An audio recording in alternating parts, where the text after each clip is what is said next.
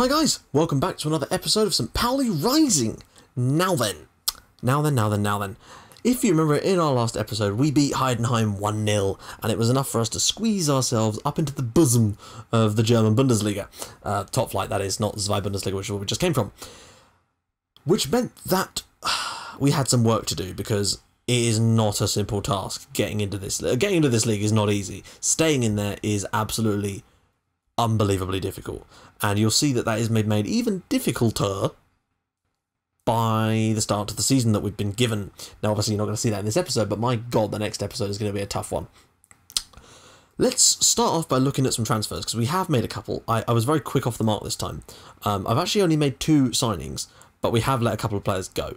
In fact, quite a few players. So Erdogan Pini is gone, Christian Schau is gone, a guy whose name intrigued me, but not enough to keep him at the club, Bentley Baxter Barn, which sounds like a really, really posh car dealership.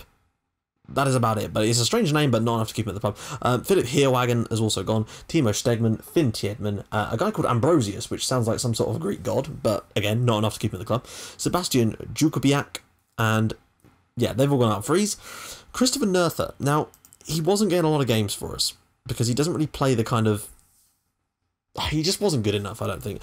He's a decent enough player, and we managed to get him onto a Braunschweig for £190,000. So it was alright. I mean, perhaps we could have got a bit more for him, maybe, but he's off the wage bill, and we got 190k for him. So that's always important. John Verhoek has gone out on loan to Dresden, as has Anish Alusi, which is good because they were causing me grief last season, and now they're both out on loan, so they'll be happy to get some first-team football. Now, we've made 2 signings. I did nearly get another guy. If you remember, there's a guy called Kachunga, who played for Paderborn when we played them in our first ever St. Pauli live comp, in fact. So Paderborn were relegated, which means that we, of course, could snap their player, but in the end, he actually went to Borussia Mönchengladbach, which I can kind of see why. I mean, they're, I think, in the Champions League, and we're St. Pauli, who have just been promoted and are the massive favourites for relegation. Well, that is us and Cold, our favourites. It's going to be a toughie, but I've managed to pick up a couple of signings, just 2, and I'm saving the rest of the money because, 1, the club needs the money, and I've actually gone for the objective of fight proudly against relegation, so we're not even expected to stay up, mainly because I do worry that if we invested too much money and didn't stay up, then we could be left in shitloads of trouble in the league next year, and I may well lose my job, or the club could go into administration, or God knows what else. I don't know how it works in Germany, so I've decided to take the safe approach and do kind of like what West Brom did when they were establishing themselves as the Premier League. Go up and down a few times, collect parachute payments a few times, and just sort of give themselves a steady footing, and look at them now. They're struggling against relegation, but the point is they're there, and that's the key here. So our main signings are these 2, and this is Ishmael Yarte. We brought him in from FC Sean.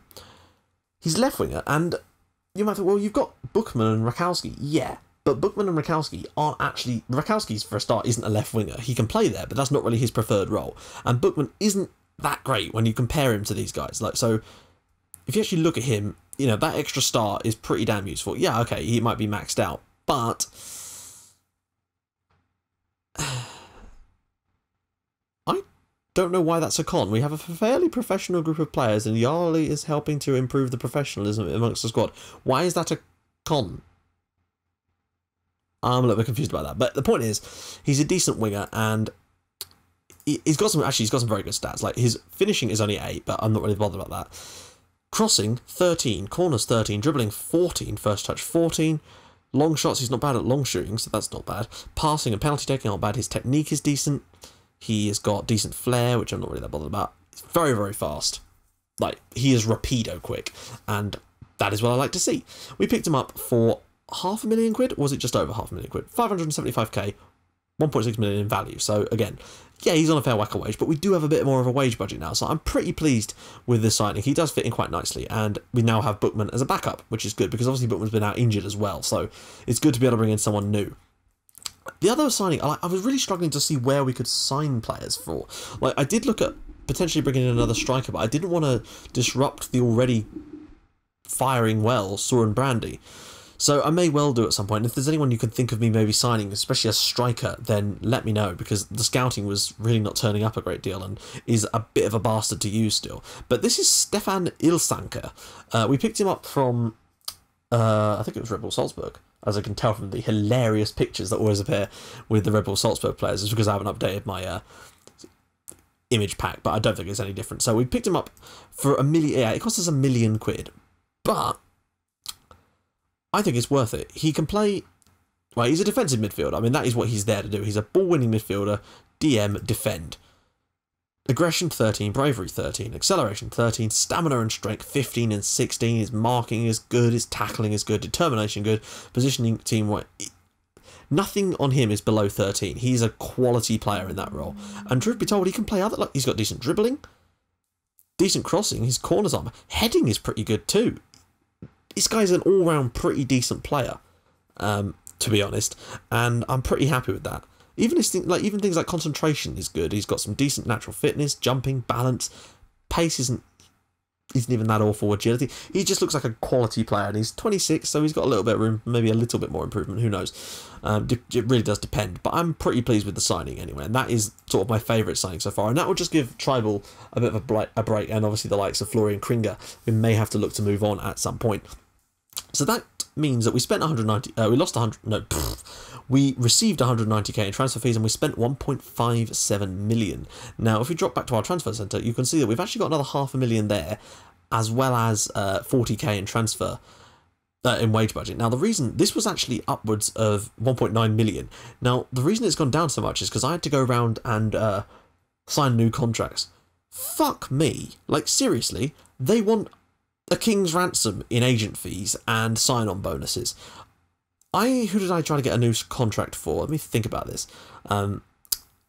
I tried to get a new contract for quite a few of them, in fact. I had to get, like, for example, Haustenberg. I wanted to get him on a new contract.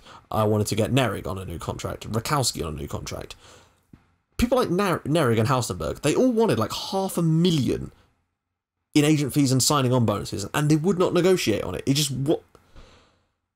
That seems a lot. Like, just to extend, basically I had to spend most of my transfer budget on extending the contracts of my current players, basically, because I couldn't afford to lose them, essentially. And I knew that with the other players coming in, I just had to pay the same kind of fees, but it does seem an awful lot, and I don't recall it being as much as this when I was playing, for example, my Sweden or Bust series or the Fulham series on FM14. So I don't know whether that's been messed with, or maybe that's just how Germany is. I don't know, but that does seem a little bit steep, even for me. In the Bundesliga, of course, Hamburg actually did stay up in the end. They beat Red Bull Leipzig in the relegation playoff. So they managed to keep their place in the league. And you'll be very pleased to know that our game against HSV falls as the last game of the month in a month that will contain a live com, because it's October. So this month, does, like August, at the end of August, we'll have a live com, September won't, but then October will, and that livecom game will be the derby against HSV, so that is going to be a cracker. It is an away game, but still, that's going to be a quality game, and I very much look forward to bringing that for you guys. Hopefully we're not in a massive world of shit by that point. And I'm now going to show you the schedule, and you'll understand my feels. So firstly, we managed to somehow get drawn against the second division side away from home in the first round of the DFB-Pokal, which is basically like playing someone that's the same level as us, because Ireland, okay, they're a little bit worse. We did beat them home and away last season, but Jesus. Like, we could have got 4th or 5th division sides in this competition, and we managed to get ourselves drawn against a second division side, and we do need to get to the next round, unfortunately, because that is our first objective of the season. But then look at the start we've got.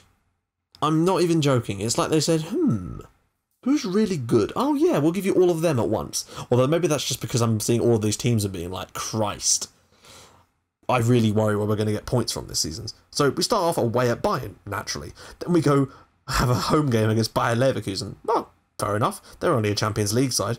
But wait, we can go away to Borussia Dortmund in the next game. That's fine. But then, of course, we have to go to Werder Bremen in the next game, who are, of course, once again a Champions League side. And then, of course, we've got Hoffenheim, who I believe are in the Europa League this year. No, maybe not. Where did they come last season?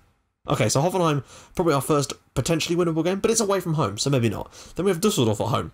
Could possibly win that. Augsburg away, you never know. But then Stuttgart and Gladbach. I really do worry for us this year. I mean, I think it was tactics alone that got us promoted last year, and I don't think that's going to be enough this year in the top flight. So I generally do fear for us. But if we could stay up, it will be a fucking miracle. And we will find out in the next episode with our live com, which will be against Borussia Dortmund, if we've managed to make a start to the season that doesn't mean we've lost all the games so far. We have actually played a couple of friendly, so I'll just quickly run through that now. We actually get to play in a testimonial, which is kind of cool. I've never ever played in a testimonial game on Football Manager before. We did lose to Frankfurt, but it did seem a little bit strange. Like, Brandy got us a goal, Dauber scored, and Halstenberg, but then in the second half, they just came as and were able to win the game. Then we played a friendly away at a Portuguese second division side called Beira-Mar. The only reason I know any of this is because last year on FM14, right before I started doing YouTube, I was playing a save with the Portuguese second division side União da Madeira, who are awesome. Look at their stadium. Braga's stadium is awesome too, but look at União's stadium. It is beautiful.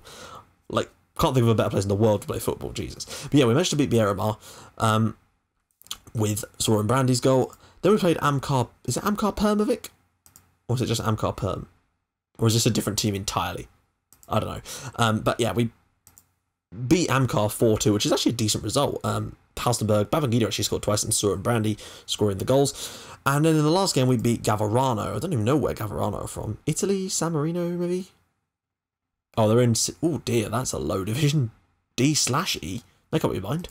Yeah, and we beat them 5-0 with the goal from Rakowski, Soren Brandy, and Babangida, in fact, in the first 8 minutes of the game. Then Dennis Dauber and Benno Gneric was able to give us the win late on. So, yes, join us in the next episode where you will see... Oh, I don't know. We're going to get absolutely battered at Signal Iduna Park, I can just tell. But we can only do our best, and that is all we should do, because that is the St. Pauli way. And yeah, so if you've enjoyed this episode, I'm sorry there's not been much content in this episode, it's just, you know what this was like at the start of the season. We've got to go through transfers. If you've got any ideas about players I could sign, then feel free to drop those in the comments too. If you like this episode, please feel to drop a like on the video. If you liked it even more than that, please feel to hit to free that big old subscribe button, and maybe rearrange my words while you're at it. And I will see you guys for the Borussia Dortmund game. God help me. Bye-bye.